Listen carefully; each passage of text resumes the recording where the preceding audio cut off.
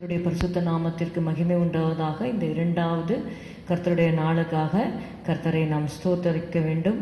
கர்த்தர் நல்லவர், அவர் கிருபை என்றும் உள்ளது. ஹல்லேலூயா. இம்மட்டுமாக கர்த்தர் நமக்கு ஜீவனையும் சுகத்தையும் பலத்தையும் கொடுத்து கிருபைகளை கொடுத்து கர்த்தர் பாதுகாத்த வந்த அவருடைய தயவிற்காக கர்த்தரை நாம் துதிப்போம். ஹல்லேலூயா. ஸ்தோத்திரம் ஸ்தோத்திரம் ஸ்தோத்திரம் அப்பா. நன்றி அப்பா, நன்றி அப்பா, நன்றி அப்பா.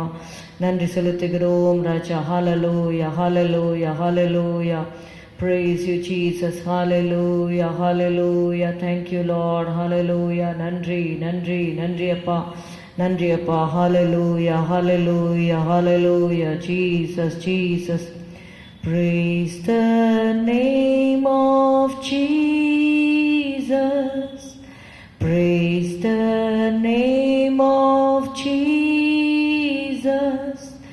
He is my rock, He is my fortress, He is my deliverer, in Him will I trust. Praise the name of Jesus. Praise the name of Jesus. Praise the name of Jesus. He is my rock, He is my fortress, He is my deliverer, in Him will I trust. Praise the name of Jesus.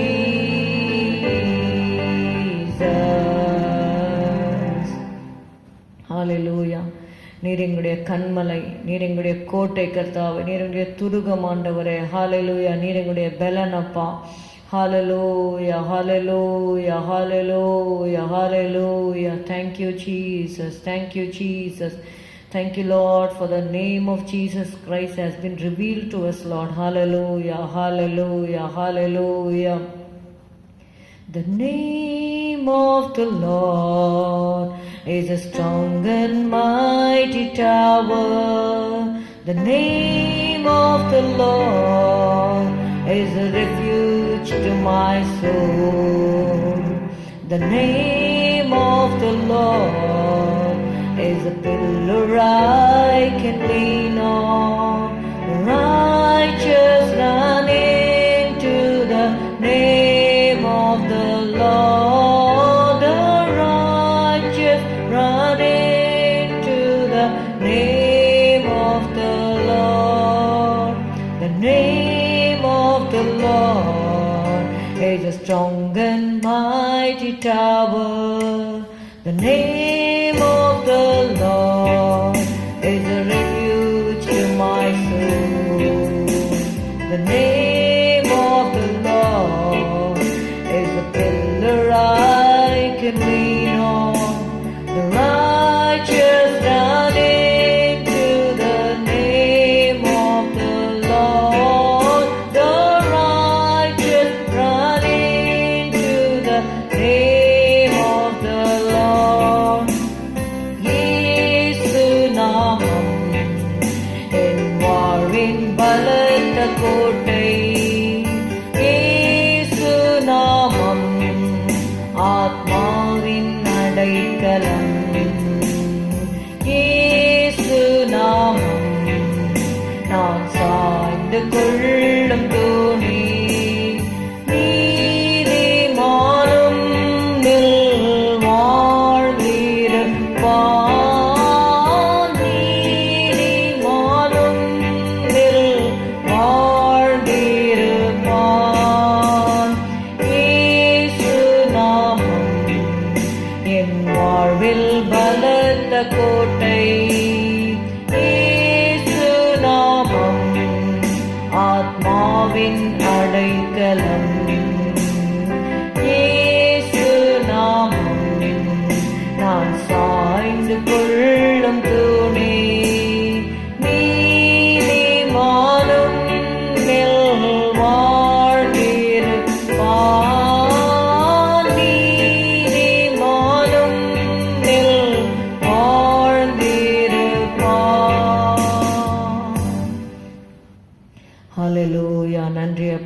நன்றி அப்பா, நன்றி அப்பா.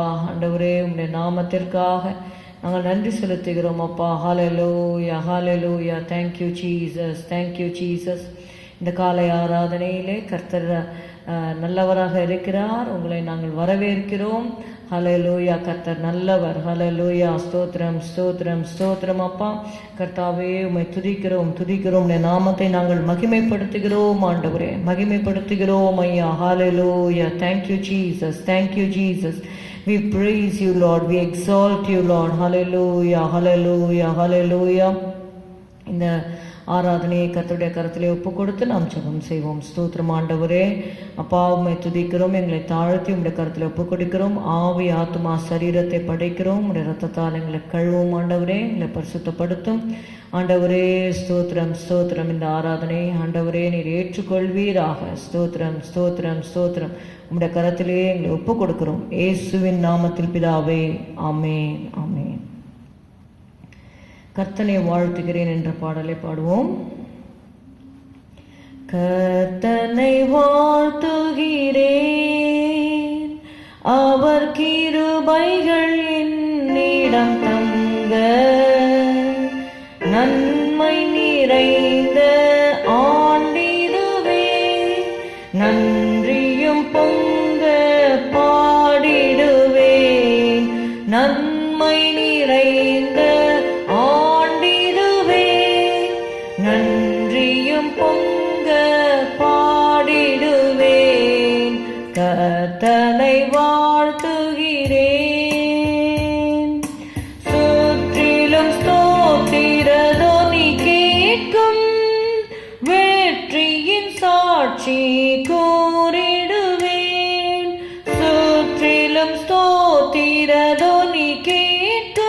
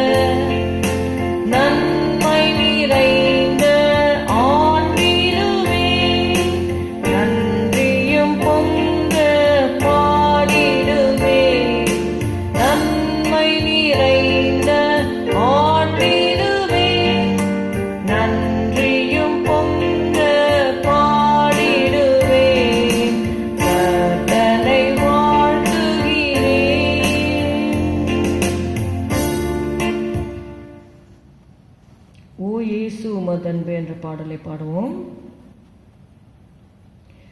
ஓ இயேசு உமதன்பு எத்தனை பெரியது,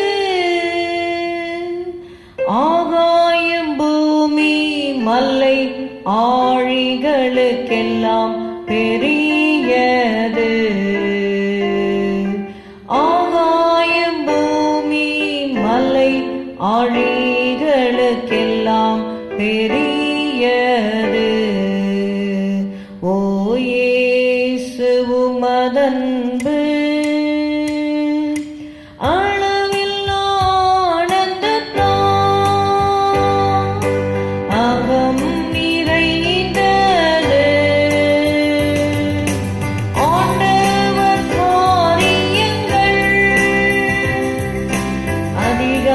சிறந்தது.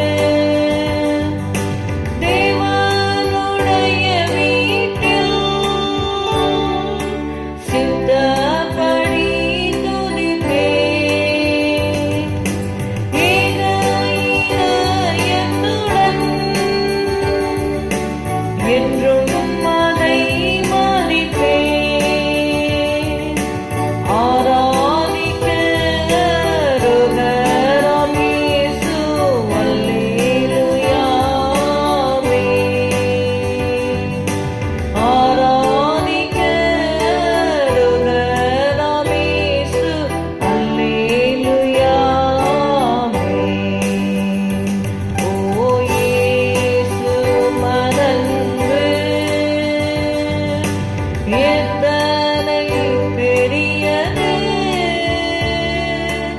ஆகாயம் பூமி மலை ஆழிகளுக்கெல்லாம் பெரியது. ஆகாயம் பூமி மலை ஆழிகளுக்கெல்லாம் பெரியது. ஓ இயேசு மதன்பு. ஹல்லேலூயா. தேவனுடைய அன்பு மிகவும் பெரியதாக இருக்கிறது. இன்னொரு பாடலை பாடலாம். குதூகலம் நிறைந்த நாள் அதி விரைவில் தோன்றிடுமே, அதுவரை இருக்கும் துன்பமில்லை, பின்பு என்றுமே ஆனந்தம். ஹல்லேலூயா. ஸ்தோத்திரம். மகிழ்ச்சியோடு பாடுவோம். குதூகலம் நிறைந்த நன்னாள் அதி விரைவில் தோன்றிடுமே, அதுவரை இருக்கும் துன்பமில்லை, பின்பு என்றுமே ஆனந்தம். அதுவரை இருக்கும் துன்பமில்லை, பின்பு என்றுமே ஆனந்தம். தளக்கர்த்தராமே சுராஜன் ஜெயமளித்திடுவார் நின்று. தளக்கர்த்தராமே சுராஜன் ஜெயமளித்திடுவார் நின்று.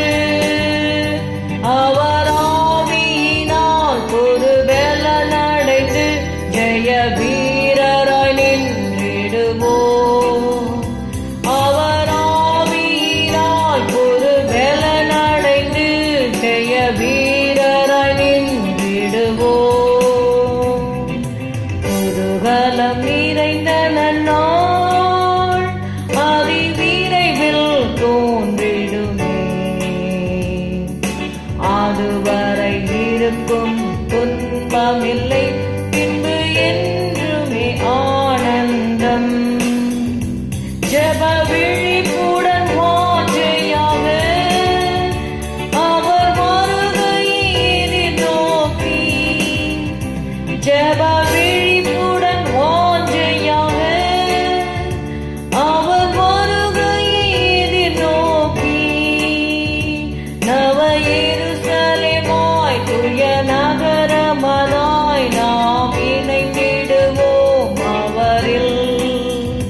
நவ எருசலேமாய் தூய நகரமதாய் நாம் இணைந்திடுவோம் அவரில். குதூகலம் நிறைந்த நன்னாள் அதி விரைவில் தோன்றிடுமே, அதுவரை இருக்கும் துன்பமில்லை, பின்பு என்றுமே ஆனந்தம். புவி நீரினின் சரீரமிட்டு என்று காண்போம் என ஏங்கும். புவி நீரினின் சரீரமிட்டு என்று காண்போம் என ஏங்கும். நாம் மகிழ்ந்திடவே அவர் வந்திடுவார், மணவாட்டியாய் மாறிடுவோம். நாம் மகிழ்ந்திடவே அவர் வந்திடுவார், மணவாட்டியாய் மாறிடுவோம். குதூகலம் நிறைந்த நன்னாள் அதி விரைவில் தோன்றிடுமே, அதுவரை இருக்கும் துன்பம் இல்லை, பின்பு என்றுமே ஆனந்தம். ஜீவ ஒளி வீசும் கற்களாக சீயோன் நகரிலே சேர்க்க. ஜீவ ஒளி வீசும் கற்களாக சீயோன் நகரிலே சேர்க்க. அருள் தந்து விட்டார், நாமம் வரைந்து விட்டார், தேவ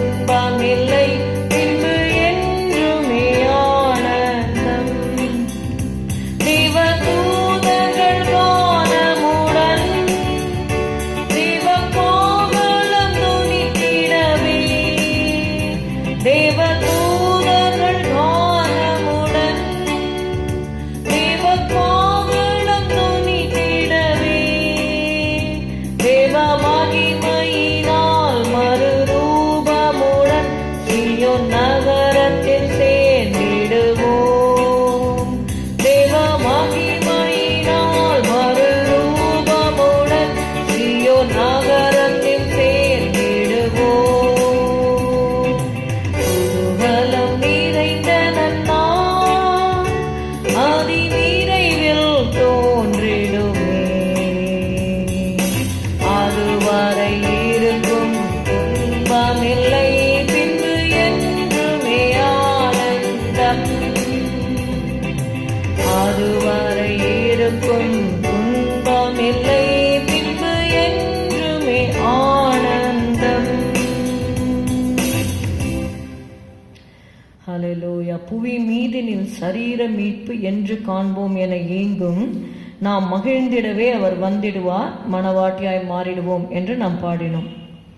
ஆத்ம மீட்பை பெற்றுக்கொண்டவர்களுக்கு தான் இந்த சரீர மீட்பை கொடுக்கும்படியாக இயேசு வரப்போகிறார். அதனால அவருடைய ஆத்ம மீட்பு மிகவும் அருமையாக இருக்கிறது என்று நாம் வாசிக்கிறோம். இயேசுடைய இரத்தத்தினாலே கழுவப்பட்டவர்கள் அவருடைய ஆத்மாவை மீட்கும்படியாக, நம்முடைய ஆத்மாவை மீட்கும்படியாக இயேசு தம்முடைய இரத்தத்தை சிந்தி நம்முடைய ஆத்மாவை மீட்டு கொண்டார். நம்முடைய சரீரத்தையும் மீட்பதற்காக அவர் வரப்போகிறார். ஹல்லேலூயா. ஸ்தோத்திரம் அப்பா, ஸ்தோத்திரம் ஸ்தோத்திரம். துதிக்கிறோம் ஆண்டவரே. ஹல்லேலூயா ஹல்லேலூயா. We praise you Lord. Hallelujah hallelujah. Jesus, we praise you. Hallelujah. What can wash away my sin? Nothing but the blood of Jesus. What can wash away my sin? Nothing but the blood of Jesus. What can make me whole again? Nothing but the blood of Jesus. Oh, precious is the flow that makes me white as snow. No other fount I know. Nothing but the blood of Jesus. For my cleansing this I see. Nothing but the blood of Jesus. For my pardon this my plea. Nothing but the blood of Jesus. Oh, precious is the flow that makes me white as snow. No other fount I know. Nothing but the blood of Jesus. Nothing can for sin atone. Nothing but the blood of Jesus. Not of good that I have done. Nothing but the blood of Jesus. Oh, precious is the flow that makes me white as snow. No other fount I know. Nothing but the blood of Jesus. This is all my hope and peace. Nothing but the blood of Jesus. He is all my righteousness. Nothing but the blood of Jesus. Oh, precious is the flow that makes me white as snow. No other fount I know. Nothing but the blood of Jesus. Now by this I overcome. Nothing but the blood of Jesus. Now by this I'll reach my home. Nothing but the blood of Jesus. Oh, precious is the flow that makes me white as snow. No other fount I know. Nothing but the blood of Jesus. Hallelujah hallelujah. இயேசுவே உம்முடைய இரத்தத்தினால் எங்களை கழுவும் அப்பா. ஸ்தோத்திரம் ஸ்தோத்திரம் ஸ்தோத்திரம் ஸ்தோத்திரம் ஸ்தோத்திரம். ஹalleluya hallelujah. Thank you Lord for the blood of Jesus. Hallelujah. Thank you Lord. Thank you Lord. ஆண்டவரே, சிந்தப்பட்ட உம்முடைய இரத்தத்திற்காக நன்றி செலுத்துகிறோம். உம்முடைய முட்கிரீடத்திற்காக நாங்கள் நன்றி செலுத்துகிறோம். ஆணிக்கடாவப்பட்ட உம்முடைய கரங்களுக்காக நன்றி செலுத்துகிறோம். ஆணிக்கடாவப்பட்ட உம்முடைய கால்களுக்காக நாங்கள் நன்றி செலுத்துகிறோம் அப்பா. ஸ்தோத்திரம் ஸ்தோத்திரம் ஸ்தோத்திரம் ஸ்தோத்திரம் அப்பா. எங்களுக்காக அடிக்கப்பட்டீரே இயேசுவே. ஸ்தோத்திரம் ஸ்தோத்திரம் ஸ்தோத்திரம் ஸ்தோத்திரம் அப்பா. ஹalleluya. நன்றி அப்பா, நன்றி அப்பா, நன்றி நன்றி. சிலுவையின் நிழலில் அனுதினம் அடியாள் சாய்ந்திலை பாரிடுவேன். சிலுவையின் அன்பின் மறைவில் கிருபையின் இனிய நிழலில்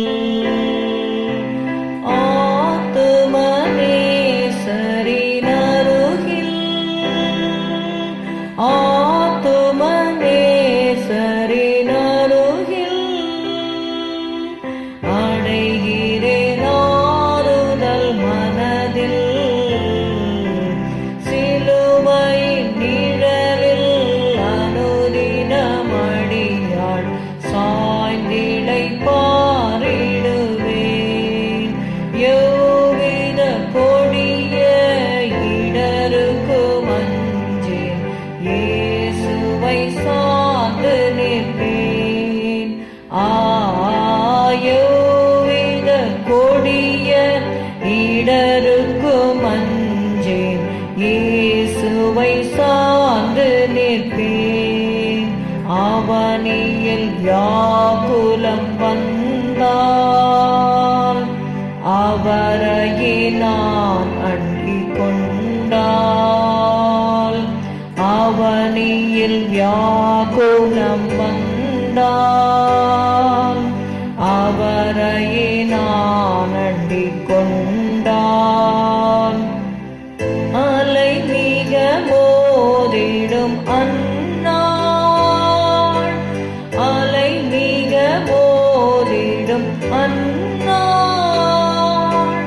ஆறுதல் அளிப்பதாய் சொன்னார். சிலுவையின் நிழலில் அனுதினம் அடியாள் சாய்ந்திலை பாரிடுவேன். சிலுவையின் நிழலில் அனுதினம் அடியாள் சாய்ந்திலை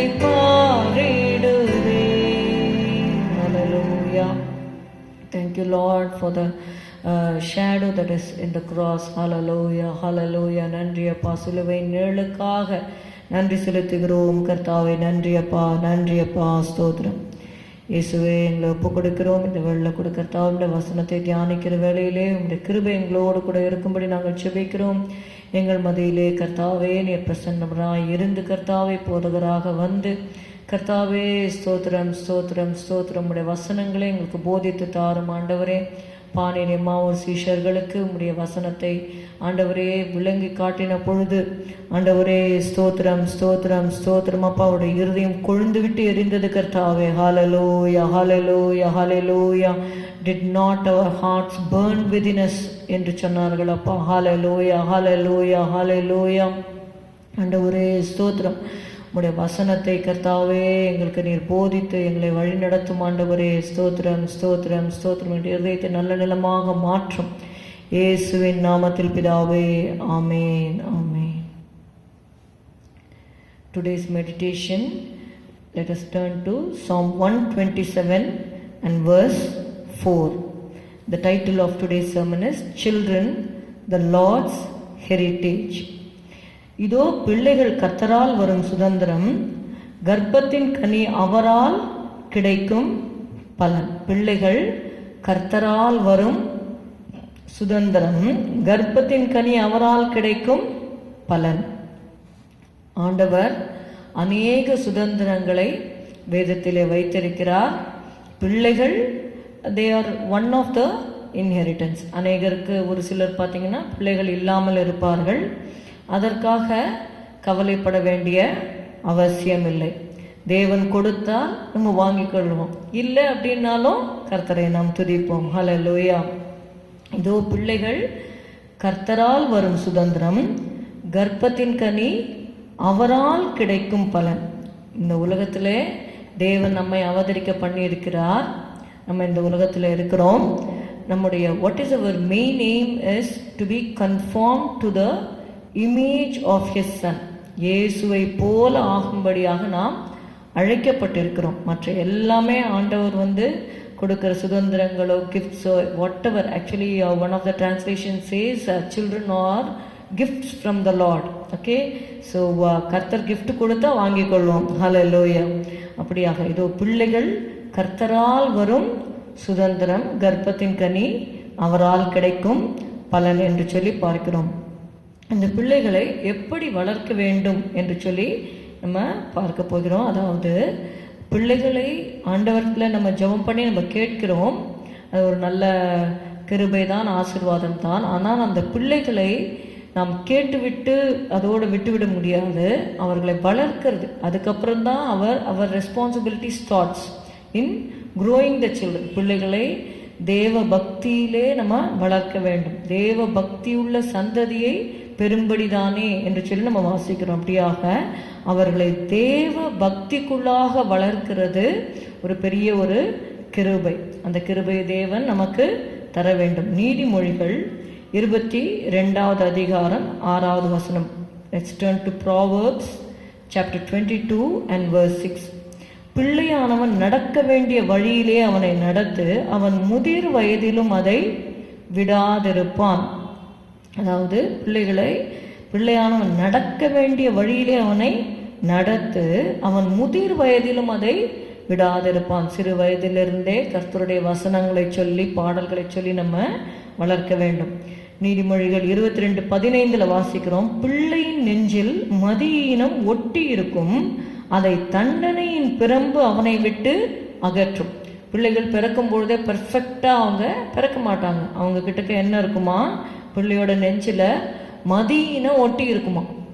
என்ன அப்போ வேதம் சொல்லுகிறது அப்படி. பிள்ளையின் நெஞ்சில் மதியினம் ஒட்டி இருக்கும், அதை தண்டனையின் பிரம்பு அவனை விட்டு அகற்றும். அதனால அவன் சிறு வயதில் இருக்கும் பொழுதே அவங்கள டிசிப்ளின் பண்ணி வளர்க்க வேண்டும் என்று சொல்லி வேதம் சொல்லுகிறது.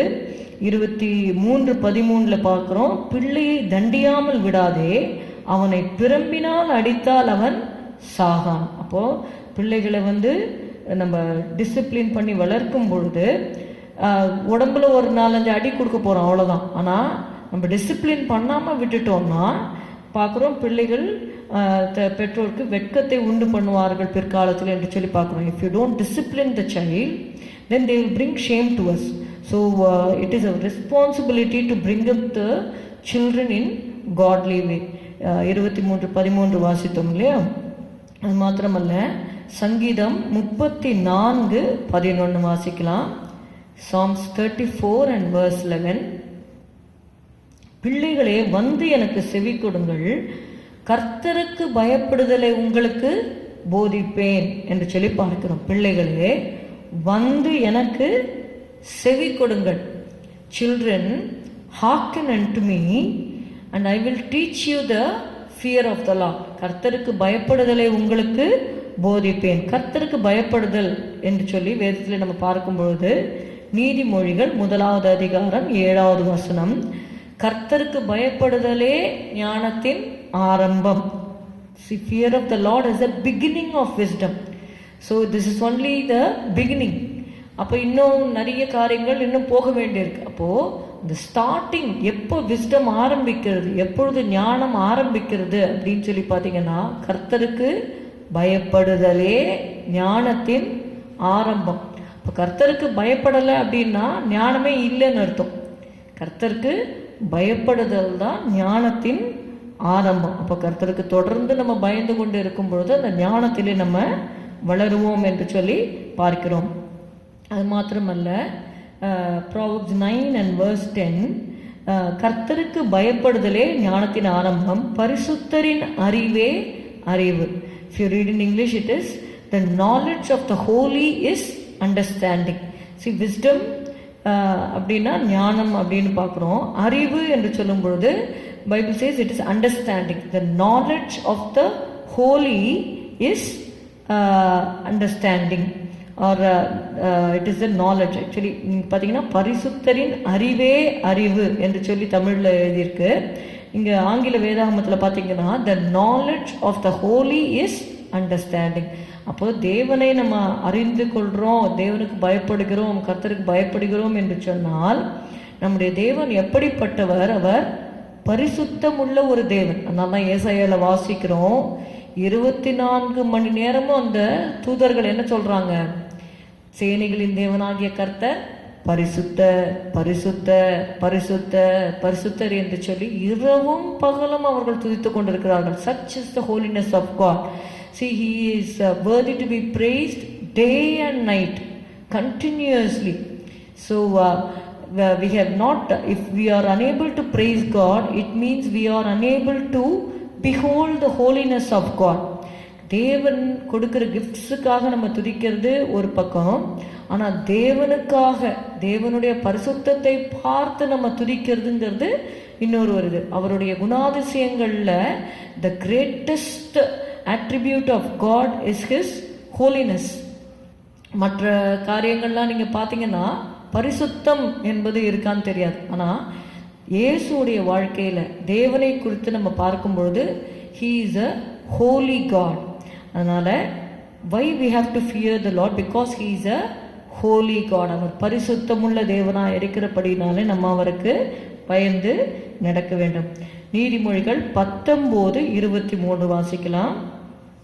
Proverbs chapter 19 verse 23. கர்த்தருக்கு பயப்படுதல் ஜீவனுக்கு ஏதுவானது, அதை அடைந்தவன் திருப்தி அடைந்து நிலைத்திருப்பான், தீமை அவனை அணுகாது என்று சொல்லி பார்க்கிறோம். So the fear of the Lord tendeth to life. கர்த்தருக்கு பயப்படுதல் ஜீவனுக்கு ஏதுவானது, அதை அடைந்தவன் திருப்தி அடைந்து நிலைத்திருப்பான். Those who have got the fear of the Lord, they will be having the satisfaction in their life, and evil will not come near those people. தீமை அவனை அணுகாது என்று சொல்லி பார்க்கிறோம். நீதிமொழிகள் 22:4 வாசிக்கிறோம், தாழ்மைக்கும் கர்த்தருக்கு பயப்படுதலுக்கும் வரும் பலன் ஐஸ்வர்யமும் மகிமையும் ஜீவனுமாம். ஐஸ்வர்யம், மகிமை, ஜீவன். Okay, riches, glory and life. தாழ்மைக்கும் கர்த்தருக்கு பயப்படுதலுக்கும் வருகிற பலன் என்ன அப்படின்னு சொல்லி பார்த்தீங்கன்னா, ஓகே, தாழ்மைக்கும் கர்த்தருக்கு பயப்படுதலுக்கும் வரும் பலன் ஐஸ்வர்யமும் மகிமையும் ஜீவனுமாம். ரிச்சஸ், க்ளோரி அண்ட் லைஃப் என்று சொல்லி பார்க்கிறோம். நீதிமொழிகள் 28:14 நம்ம வாசிக்கிறோம், எப்பொழுதும் பயந்திருக்கிறவன் பாக்கியவான். See, it is good to fear the Lord always. எப்பொழுதும் கர்த்தருக்கு பயப்படுகிற பயத்தோடு நம்ம இருக்கும் பொழுது நம்ம தீமைக்கு நம்மளை விலக்கி காத்துக்கொள்ளலாம். யோபை குறித்து நம்ம வாசிக்கிறோம், கர்த்தருக்கு பயந்து நடக்கிற ஒரு தாசன் தீமைக்கு விலகினவராக அவர் காணப்பட்டார் என்று சொல்லி பார்த்தோம். தேவனுக்கு பயந்து பொல்லாப்புக்கு விலகுகிறவனுமாகி அவனை போல ஒருவனும் இல்லை என்று சொல்லி தேவனே யோபை குறித்து சாட்சி கொடுத்தார். அதனால நீங்க பாத்தீங்கன்னா, எப்பொழுதும் பயந்திருக்கிறவன் பாக்கியவான், தன் இருதயத்தை கடினப்படுத்துகிறவனோ தீங்கில் விழுவான். He that hardeneth his heart will fall into evil, because he doesn't want to fear the Lord. தேவனுக்கு பயப்படும் பொழுது நம்முடைய இருதயம் சாஃப்டாக இருக்கும். அதில் பார்த்தீங்கன்னா இங்கே ஹார்ட்டை பற்றி எழுதப்பட்டிருக்கு. 28:14 we see then the person who hardeneth his heart will fall into evil. So you must have a அதாவது அந்த சதையான இருதயம், you must have a heart of flesh. சதையான இருதயத்தை எங்களுக்கு தாரும் என்று சொல்லி நம்ம வாசிக்கிறோம் வேதத்தில். அப்போ எப்பொழுதும் பயந்திருக்கிறவன் பாக்கியவான், தன் இருதயத்தை கடினப்படுத்துகிறவனோ தீங்கில் விழுவான் என்று சொல்லி பார்க்கிறோம். அதே மாதிரி எக்லெசியாஸ்டிஸ் 12:13, பிரசங்கி 12:13, காரியத்தின் கடைத்தொகையை கேட்போமாக, தேவனுக்கு பயந்து அவர் கற்பனைகளை கைக்கொள், எல்லா மனுஷர் மேலும் விழுந்த கடமை இதுவே. This is the whole duty of man. தேவனுக்கு பயந்து அவர் கற்பனைகளை கைக்கொள். Fear the lord and keep his commandments. ஆண்டவர் சில கட்டளைகளை எல்லாம் பைபிளில் நீங்கள் வாசிக்கும் பொழுது என்னென்ன கட்டளைகளை சொல்லியிருக்கிறார் என்று சொல்லி நம்ம பார்க்கிறோம் இல்லையா. அநேக காரியங்கள் கட்டளைகளாக சொல்லப்படுகிறது. முதலாவது கற்பனை என்ன? Love the Lord your God with all your heart, with all your mind, with all your soul and with all your strength. This is the first and foremost commandment. In this everything will be there. Okay, அதனால தேவனை நம்ம முழு இருதயத்தோடு, முழு ஆத்மாவோட, முழு பலத்தோட நம்ம அன்பு கூறுறதே ஒரு பெரிய காரியம். அப்புறம் you love your neighbour as your self. இந்த ரெண்டை நம்ம ஃபுல்ஃபில் பண்ணாலே we are fulfilling the whole law என்று சொல்லி ஆண்டவர் சொல்லியிருக்கிறார். அப்போ தேவனுக்கு பயந்து அவர் கற்பனைகளை கைக்கொள்ள என்று சொன்னால், தேவனுக்கு பயந்து அவர்களை என்ன பண்ண? அன்பு கூற வேண்டும். You have to love the Lord with all your heart, with all your mind, with all your soul and with all your strength. இதை சொன்னவர் அந்த ஞானியாக இருக்கிறார். பிரசங்கில பார்க்குறோம், Song of Solomon, sorry Ecclesiastes. அப்போ சாலமன் இதை இவ்வளோத்தையும் சொல்றாரு. ஆனால் கடைசியில் அவர் என்ன பண்ணிட்டாரு? தேவனை அன்பு கூறாம he loved the strange wives, so he couldn't have a perfect fear of the Lord என்று சொல்லி நம்ம பார்க்கிறோம். இந்த நாளில் ஒரு சிலரை குறித்து நம்ம பார்க்க போகிறோம். அதற்கு முன்பாக சில காரியங்களை முகவரியாக பார்த்துவிட்டு நம்ம போகலாம். எஃபேசியன்ஸ் 6:1-3 நம்ம எல்லாருக்கும் அறிந்த வசனம். Children obey your parents in the Lord for this is right. பிள்ளைகளே என்ற வார்த்தையை நான் முக்கியப்படுத்துகிறேன். பிள்ளைகளே, உங்கள் பெற்றாருக்கு கர்த்தருக்குள் கீழ்ப்படியுங்கள், இது நியாயம். Children, obey your parents in the Lord, for it is right. இது நியாயம். அது எதற்காக? அந்த பிள்ளைகள் அப்படி பெற்றாருக்கு கீழ்ப்படியும் பொழுது அவர்களுக்கு என்ன ஆசீர்வாதம் கிடைக்கும் அப்படின்னு பார்த்தீங்கன்னா, உனக்கு நன்மை உண்டாயிருப்பதற்கும், பூமியிலே உன் வாழ்நாள் நீடித்திருப்பதற்கும், உன் தகப்பனையும் உன் தாயையும் கனம் பண்ணுவாயாக என்பதே வாக்குத்தத்தமுள்ள முதலாம் கற்பனையா இருக்கிறது. Everybody likes to live longer in the life. நமக்கு இருக்கிறது ஒரே ஒரு ஜீவன் தான் நமக்கு இருக்கு. அப்போ அந்த ஒரு ஜீவன் லாங் லைஃபா இருக்கணும் அப்படின்னா, நீடித்து வாழணும் அப்படின்னு நம்ம நினைச்சோம் அப்படின்னா, ஆண்டவர் சொல்றாரு, உனக்கு நன்மை உண்டாகும், உன் வாழ்நாள் நீடித்து இருக்கணும் அப்படின்னா நீ என்ன பண்ண? உங்கள் பெற்றாருக்கு கர்த்தருக்குள் கீழ்ப்படியுங்கள், உன் தகப்பனையும் உன் தாயையும் கனம் பண்ணுவாயாக. Honour your father and mother. முதலாவது நம்ம தேவனுக்கு நம்முடைய கனத்தை கொடுக்க வேண்டும். இரண்டாவதாக நம்முடைய பெற்றோரை நம்ம கனப்படுத்த வேண்டும் என்று சொல்லி நம்ம பார்க்கிறோம். அதனால்தான் உன் தாய் வயது சென்றவளாகும் பொழுது அவளை அசட்டை பண்ணாதே என்று சொல்லி நம்ம பார்க்கிறோம். அப்படியாக நம்முடைய பெற்றோர் நம்மளுக்கு எவ்வளவோ கேர் எடுத்து நம்மளை வளர்க்குறாங்க. நம்ம வளர்ந்த பிறகு we must be grateful to the parents. கொலோசியர்ல நம்ம வாசிக்கிறோம், கொலோசியன்ஸ் 3:20. கொலோசியர் 3:20. பிள்ளைகளே, உங்களை பெற்றாருக்கு எல்லா காரியத்திலேயும் கீழ்ப்படியுங்கள், இது கர்த்தருக்கு பிரியமானது. இது என்னதுன்னா, this delights the Lord. If you are obedient to your parents, it brings a delight to the heart of the Lord. அதற்காக நாம் பெற்றோருக்கு நம்ம கீழ்ப்படிய வேண்டும் என்று சொல்லி பார்க்கிறோம். 1 தெசலோனிக்கேயர் 5:5-8 வாசிக்கும் பொழுது, நீங்கள் எல்லாரும் வெளிச்சத்தின் பிள்ளைகள். Bible says you are children of light. நீங்கள் எல்லாரும் வெளிச்சத்தின் பிள்ளைகளும் பகலின் பிள்ளைகளுமாய் இருக்கிறீர்கள்.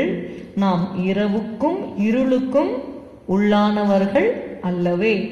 ஆகையால் மற்றவர்கள் தூங்குகிறது போல நாம் தூங்காமல் விழித்து கொண்டு தெளிந்தவர்களாய் இருக்க கடவோம். தூங்குகிறவர்கள் ராத்திரியிலே தூங்குவார்கள், வெறி கொள்ளுகிறவர்கள் ராத்திரியில் வெறி கொள்ளுவார்கள். பகலுக்குரியவர்களாகிய நாமோ தெளிந்தவர்களாயிருந்து விசுவாசம், அன்பு என்னும் மார்க்கவசத்தையும் ரட்சிப்பின் நம்பிக்கை என்னும் தலைச்சீராவையும் தரித்து கொண்டிருக்கிற கடவோம். See, if you are the children of light, you have to have the hope of salvation. ரட்சிப்பின் நம்பிக்கை, that's going to be the helmet for you. ஆண்டவர் சொல்றாரு, இப்போ whenever you go in two wheelers you have to wear helmet. அது physical helmet. This is the hope of salvation, is a helmet for your head. உன்னுடைய தலையை பாதுகாக்கிறது எது அப்படின்னு சொல்லி வேதம் சொல்கிறது என்றால், ரட்சிப்பின் நம்பிக்கை என்னும் தலைச்சீராவையும் தரித்து கொண்டிருக்க கடவோம். மார்க்கவசம் என்று சொல்லும்போது விசுவாசம், அன்பு என்னும் மார்க்கவசத்தை நம்ம தரித்து கொண்டிருக்க கடவோம் என்று சொல்லி பார்க்கிறோம். இப்பொழுது நம்ம சில காரியங்களை அவர்கள் பிள்ளைகளாக இருந்து எப்படி வளர்க்கப்பட்டார்கள் என்று சொல்லி ஒரு சில காரியங்களை பார்க்க போகிறோம். 4 காரியங்கள் பார்க்கலாம். முதலாவதாக யாத்திராகமம் 2:9, எக்ஸடஸ் சாப்டர் 2 and verse 9. பார்வோனுடைய குமாரத்தி அவளை நோக்கி, இந்த பிள்ளையை எடுத்துக்கொண்டு போய் அதை எனக்கு வளர்த்திடு, நான் உனக்கு சம்பளம் கொடுக்கிறேன் என்றால், அந்த ஸ்திரீ பிள்ளையை எடுத்துக்கொண்டு போய் அதை வளர்த்தாள். Here we read about Moses. மோசேயை குறித்து இங்கே நம்ம வாசிக்கிறோம். 3 things mother taught Moses. மோசேயுடைய தாயாரின் பேர் யோகபெத் என்று சொல்லி பார்க்கிறோம். ஜோகபெட் is the mother of Moses. 3 things Jochebed taught Moses when he was a child. பிள்ளையை வளர்க்கும் பொழுது அவர்கள் 3 காரியங்களை சொல்லிக் கொடுத்தார்கள். She taught her son to have sympathy with the slave. அடிமைகள் மேல இரக்கமாய் இருக்கக்கூடிய ஒரு காரியத்தை அவர்கள் கற்றுக் கொடுத்தார்கள். You must be sympathetic towards the slave. And second, she taught him to despise injustice. அநியாயத்தை நம்ம சப்போர்ட் பண்ணக்கூடாது, நியாயம் செய்ய வேண்டும் என்று சொல்லி அதை கற்றுக் கொடுத்தார்கள். Third, she taught him to defend the weak. பலவீனரை தாங்க வேண்டும் என்று சொல்லிக் கொடுத்தார்கள். 2:11 நீங்க பாத்தீங்கன்னா, மோசே பெரியவனான காலத்தில் அவன் தன் சகோதரரிடத்தில் போய் அவர்கள் சுமை சுமக்கிறதை பார்த்து, தன் சகோதரராக எபிரேயரில் ஒருவனை ஒரு எகிப்தியன் அடிக்கிறதை கண்டு, அங்கும் இங்கும் பார்த்து ஒருவரும் இல்லை என்று அறிந்த எகிப்தியனை வெட்டி அவனை மணலிலே புதைத்து போட்டான். அவன் மறுநாளிலும் வெளியே போன போது எபிரேய மனுஷர் 2 சண்டை பண்ணி கொண்டிருந்தார்கள். அப்பொழுது அவன் அநியாயம் செய்கிறவனை நோக்கி, நீ உன் தோழனை அடிக்கிறது என்ன என்று கேட்டான். இங்க நீங்க பாத்தீங்கன்னா, அவன் அநியாயம் செய்கிறவனை நோக்கி நீ உன் தோழனை அடிக்கிறது என்ன என்று சொல்லி அவன் he could not bear the injustice done to the slave என்று சொல்லி பார்க்கிறோம். அந்த மோசேயை குறித்து தான் நம்ம வாசிக்கிறோம். கர்த்தர் அவரை தலைவனாக, இங்க பாத்தீங்கன்னா 14வது வசனத்துல, அதற்கு அவன், எங்கள் மேல் உன்னை அதிகாரியாகவும் நியாயாதிபதியாகவும் ஏற்படுத்தினவன் யார் என்று சொல்லி அவர்கள் கேட்கிறார்கள். Because he killed an Egyptian. அதாவது தேவன் நியாயம் செய்ய வேண்டும் என்பதற்காக அங்கு ஒரு கொலை செய்ய வேண்டிய அவசியம் இல்லை. ஜஸ்ட் நியாயத்தை தட்டி கேட்டிருந்தா போறோம். ஆனா அவர் தன்னுடைய பவரை யூஸ் பண்ணி, பிசிக்கல் பவரை யூஸ் பண்ணி என்ன பண்ணிட்டாரு, கொலை செய்தாருன்னு சொல்லி பார்க்கிறோம். அப்படி இல்லாதபடிக்கு, ஆனால் அவர் தவறு செய்திருந்தாலும் தேவன் பார்த்தீங்கன்னா, God has a purpose for every child. Okay, அவங்க தவறு செய்திருந்தா கூட அப்படிப்பட்ட ஒரு பிள்ளையை அவர் வளர்ந்த பொழுது அவரை தேவன் எடுத்து ஒரு தலைவனாக, மீட்பனாக தேவன் ஏற்படுத்தினார் என்று சொல்லி அப்போஸ்தலர்ல நம்ம வாசிக்கிறோம். அப்போஸ்தலர் 7வது அதிகாரத்துல நம்ம பார்க்கும் பொழுது, மோசே எகிப்தியருடைய 7:22, மோசே எகிப்தியருடைய சகல சாஸ்திரங்களிலும் கற்பிக்கப்பட்டு வாக்கிலும் செய்கையிலும் வல்லவனானான். அவனுக்கு 40 வயதான போது இஸ்ரவேல் புத்திரராகி தன்னுடைய சகோதரரை கண்டு சந்திக்கும்படி அவனுடைய இருதயத்தில் எண்ணம் உண்டாயிற்று. அப்பொழுது அவர்களில் ஒருவன் அநியாயமாய் நடத்தப்படுகிறதை அவன் கண்டு அவனுக்கு துணை நின்று எகிப்தியனை வெட்டி துன்பப்பட்டவனுக்கு நியாயம் செய்தான். தன்னுடைய கையினாலே தேவன் தங்களுக்கு ரட்சிப்பை தருவார் என்பதை தன்னுடைய சகோதரர் அறிந்து கொள்வார்கள் என்று நினைத்தான். அந்த மோசேயை தான் தேவன் எப்படிப்பட்டவராக மாற்றினார் என்றால், இஸ்ரவேலுக்கு மீட்பனாகவும் தலைவனாகவும் ஏற்படுத்தினார் என்று சொல்லி வேதம் சொல்லுகிறது. நீங்க பாத்தீங்கன்னா 7:35, உன்னை அதிகாரியாகவும் நியாயாதிபதியாகவும் ஏற்படுத்தினவன் யார் என்று சொல்லி அவர்கள் மறுதலித்திருந்த இந்த மோசேயைத்தானே தேவன் முச்செடியில் அவனுக்கு தரிசனமான தூதனாலே தலைவனாகவும் மீட்பனாகவும் அனுப்பினார். சிறு வயதிலே நல்ல காரியங்கள் கற்றுக் கொடுக்கப்பட்டதினாலே, even though the strategy what he used, அதாவது கோபத்தினாலே அவர் கொன்று போட்டாலும் தேவன் அவரை உருவாக்கி அந்த வனாந்தரத்திலே ஆடுகளை மேய்க்கத்தக்கதாக அவரை உருவாக்கி அவர் என்ன பண்ணாரு, அவரை தலைவனாகவும் மீட்பனாகவும் ஏற்படுத்தினார். அதனால பிள்ளைகளை நடக்க வேண்டிய விதத்தில் நாம் நடத்தும் பொழுது ஒருவேளை அவர்கள் வழி தவறி போனாலும் தேவன் அவர்களுக்காக செய்யப்பட்ட ஜெபங்கள், அவர்களுக்கு சொல்லி கொடுக்கப்பட்ட பாடங்கள் எல்லாவற்றையும் தேவன் நினைவில் வைத்து அந்த பிள்ளைகளை தேவன் உருவாக்கி அவருடைய பர்பஸ்ல அவரை எடுத்து பயன்படுத்துகிறார் என்று சொல்லி பார்க்கிறோம். இரண்டாவதாக ஒரு பிள்ளையை குறித்து பார்க்க போகிறோம். லூக்கா 1:66. லூக் 1:66. அவைகளை கேள்விப்பட்டவர்கள் எல்லாரும் தங்கள் மனதிலே அவைகளை வைத்துக்கொண்டு இந்த பிள்ளை எப்படிப்பட்டதா இருக்குமோ என்றார்கள். கர்த்தருடைய கரம் அந்த பிள்ளையோடே இருந்தது. இது யோவான் ஸ்நானனை குறித்து நம்ம வாசிக்கிறோம். We read about John the Baptist in this place.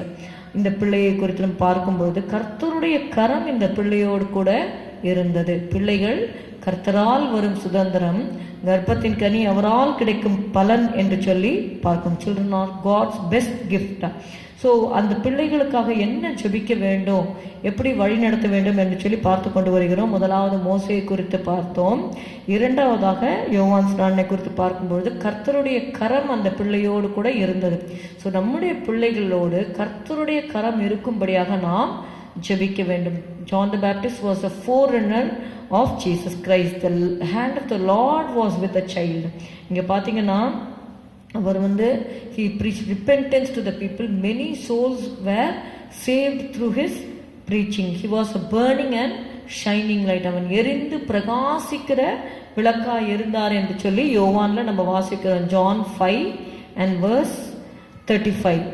அவன் எரிந்து பிரகாசிக்கிற விளக்காய் இருந்தால் நீங்களும் சில காலம் அவன் வெளிச்சத்திலே களி கூற மனதா இருந்தீர்கள்.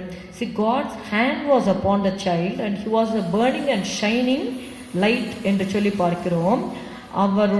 அவர் எரிந்து பிரகாசிக்கிற விளக்காய் இருந்தார். அவருடைய வெளிச்சத்திலே அநேகர் களி கூற மனதா இருந்தார்கள் என்று சொல்லியும் நம்ம பார்க்கிறோம். அப்படியாக நம்முடைய பிள்ளைகளோடு கர்த்தருடைய கரம் இருக்க வேண்டும். கர்த்தர் அவர்களை ஊழியத்திலே எடுத்து வல்லமையாய் பயன்படுத்தும்படியாக நாம் ஜெபிக்கும் பொழுது கர்த்தர் அப்படிப்பட்ட பிள்ளைகளை சிறு வயதில் இந்த ஜான் த பேப்டிஸ்ட் குறித்து நம்ம வாசிக்கும் பொழுது யோவான் ஸ்நானனை குறித்து பார்க்கும் பொழுது தன் தாயின் வயிற்றில் இருக்கும் பொழுதே பரிசுத்த ஆவியினால் அவர் நிரப்பப்பட்டார் என்று சொல்லி பார்க்கிறோம். அப்படியாக அவர் தன்னை குறித்து பார்க்க சொல்லும் பொழுது கூட I am not worthy to lose the sandals from his feet என்று சொல்லி தன்னை தாழ்த்துக்கிறத பார்க்கிறோம். He was a humble child. Okay, see, God's hand was upon the child and he was a burning and shining light. He was a child who was filled with anointing in his mother's womb itself and he was a humble child. அவர் பார்த்தீங்கன்னா நான் வனாந்திரத்திலே கூப்பிடுகிறவருடைய சத்தமாக இருக்கிறேன். I am a voice crying in the wilderness என்று சொல்லி அவர் தன்னை அறிமுகப்படுத்துகிறத நம்ம பார்க்கிறோம். அப்படியாக he was so humble in his brought up. இங்கே பார்த்தீங்கன்னா நம்முடைய பிள்ளைகளுக்கு கூட நம்ம இதை நம்ம சொல்லித்தர வேண்டும். அவர்கள் கர்த்தருடைய கரம் அவர்களோடு கூட இருக்க வேண்டும். அவர்கள் தாழ்மையுள்ள பிள்ளைகளாக கர்த்தர் அவர்களை எடுத்து பயன்படுத்த வேண்டும். நீயோ பாலகனே உன்னதமானவருடைய தீர்க்கதரிசி என்னப்படுவாய், நீ கர்த்தருக்கு வழிகளை ஆயத்தம் பண்ணுவாய். He was preparing the way for the Lord. Okay, அப்புறம் பார்த்தீங்கன்னா 77வது வசனத்தில் நமது தேவனுடைய உருக்கமான இரக்கத்தினாலே அவருடைய ஜனத்துக்கு பாவ மன்னிப்பாகிய ரட்சிப்பை தெரியப்படுத்தவும் அவருக்கு முன்னாக நடந்து போவாய் என்று சொல்லி சொல்லப்பட்டிருக்கிறது. லூக்கா 1:76-77 நம்ம பார்க்கிறோம். அது மாத்திரமல்ல 78, 79, 30, 80 கூட எழுதப்பட்டிருக்கிறது.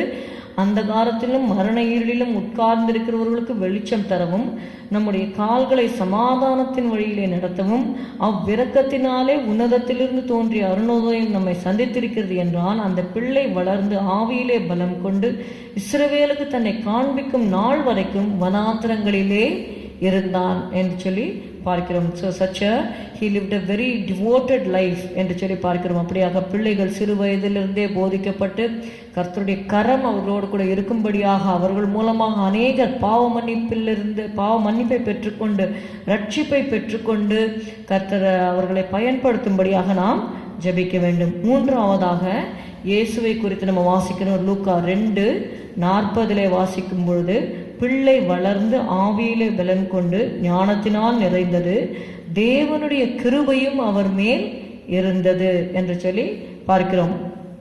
We see about Jesus. The birth of Jesus was miraculous. ஒரு கன்னிகை கர்ப்பவதியாக ஒரு குமாரனை பெறுவாள், அவருக்கு இயேசு என்று பெயரிடுவாயாக என்று சொல்லப்பட்டது.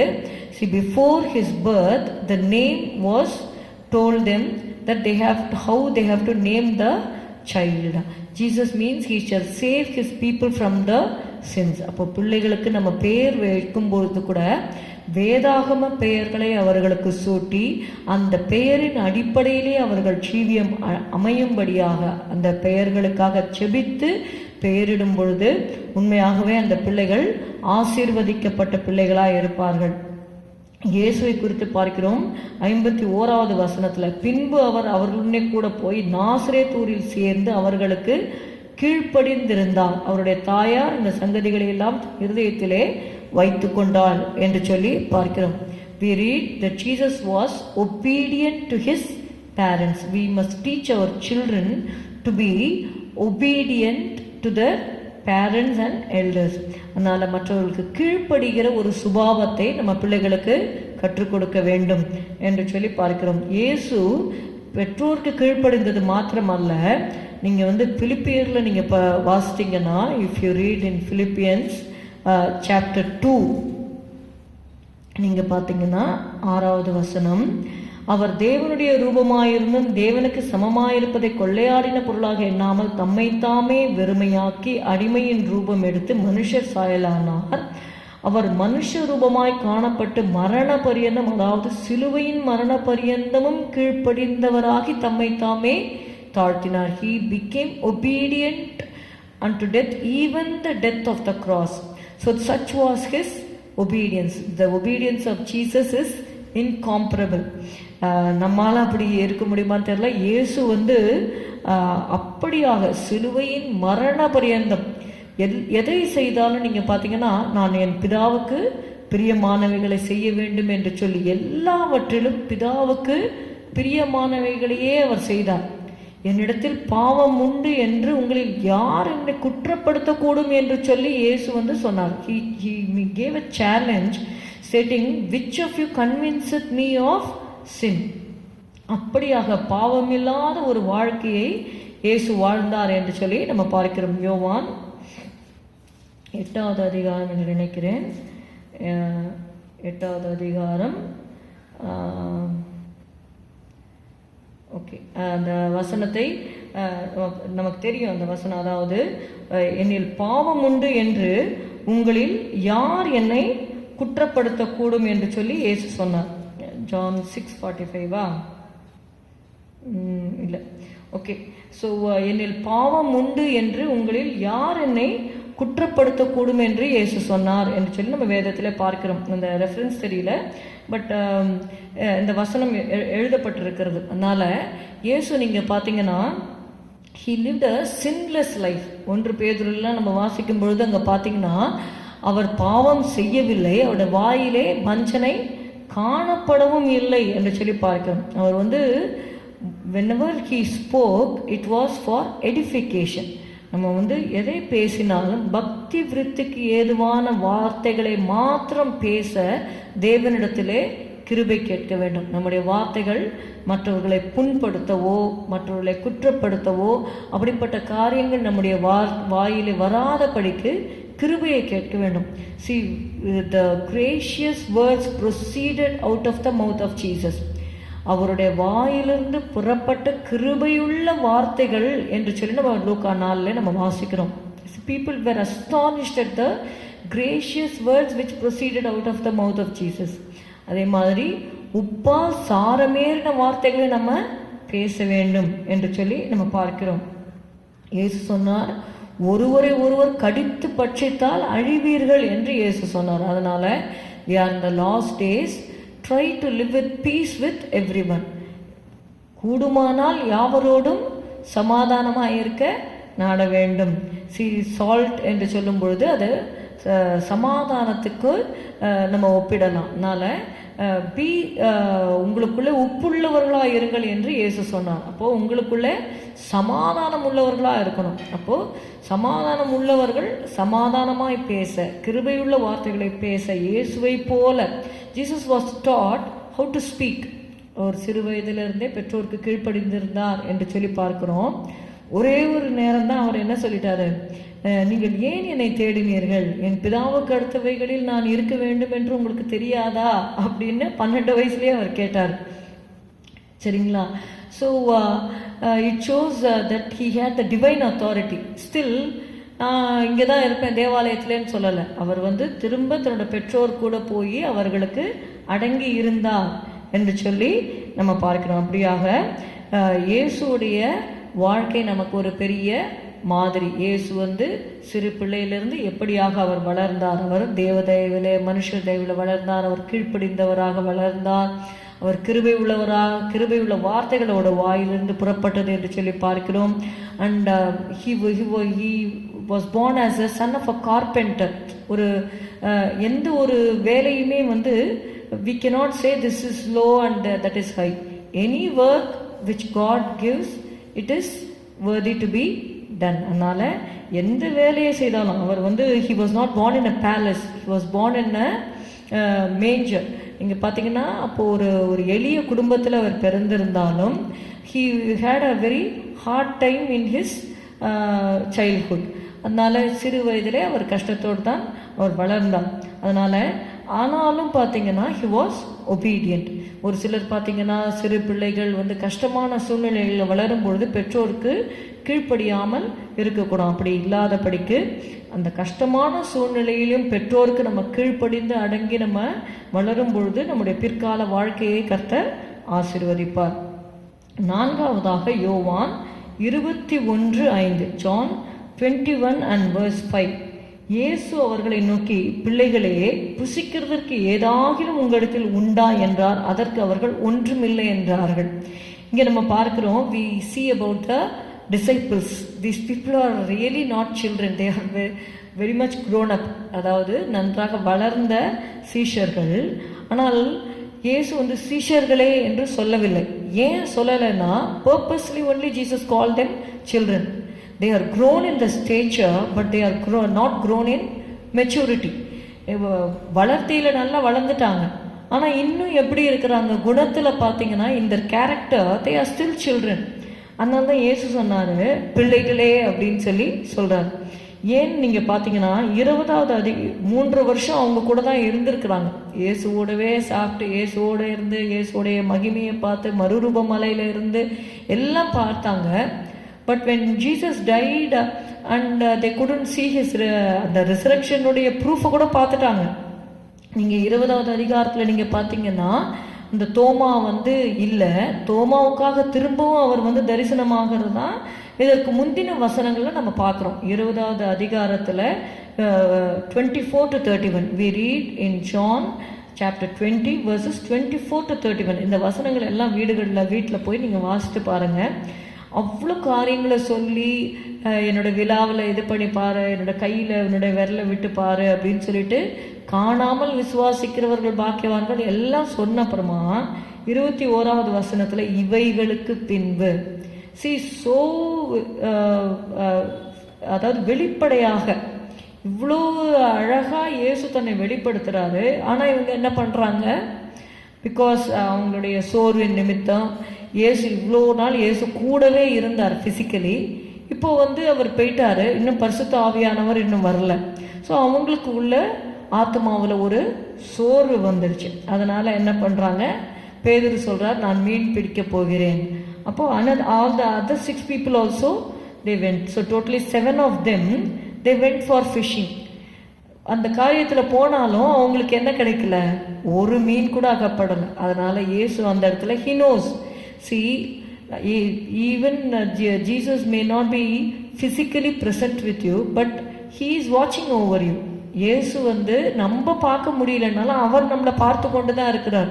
அதனால இயேசுக்கு தெரியும் சீஷர்கள் கஷ்டப்படுவாங்கன்னு சொல்லிட்டு பார்த்துட்டு தான் இருக்கிறார். என்ன பண்றாங்க அப்படின்னு பார்த்தா மீன் பிடிக்க போறாங்க, ஒண்ணுமே அகப்படலை. ஆண்டவர் சொல்றார், பிள்ளைகளே புசிக்கிறதுக்கு ஏதாவது உங்க இடத்துல உண்டான்னு சொன்னா ஒன்றுமில்லை. அப்பொழுது அவர் சொல்றாரு, நீங்கள் படவுக்கு வலது புறமாக வலையை போடுங்கள் என்றார். Okay, cast your net on the right side of the ship என்று சொல்லி அவர்களுக்கு சொல்லிக் கொடுக்கிறாரு. திரளான மீன்கள் அகப்பட்டதினால் அதை இழுக்க மாட்டாதிருந்தார்கள். 153 பெரிய மீன்கள். நீங்க பாத்தீங்கன்னா 11வது வசனம், சீமோன் பேதுரு படவில் ஏறி 153 மீன்களால் நிறைந்த வலையை கரையில் இழுத்தான். இத்தனை மீன்கள் இருந்தும் வலை கிழியவில்லை என்று சொல்லி பார்க்கிறோம். So God bless them. See, we are called to be childlike. இயேசு ஜனங்களுக்கு ப்ரீச் பண்ணும்போது பார்த்தீங்கன்னா ஒரு சிறு பிள்ளையை நிறுத்தி, சிறு பிள்ளைகளை போல ஆகாவிட்டால் தேவனுடைய ராஜ்யத்தில் பிரவேசிக்க மாட்டீர்கள் என்று சொன்னார்.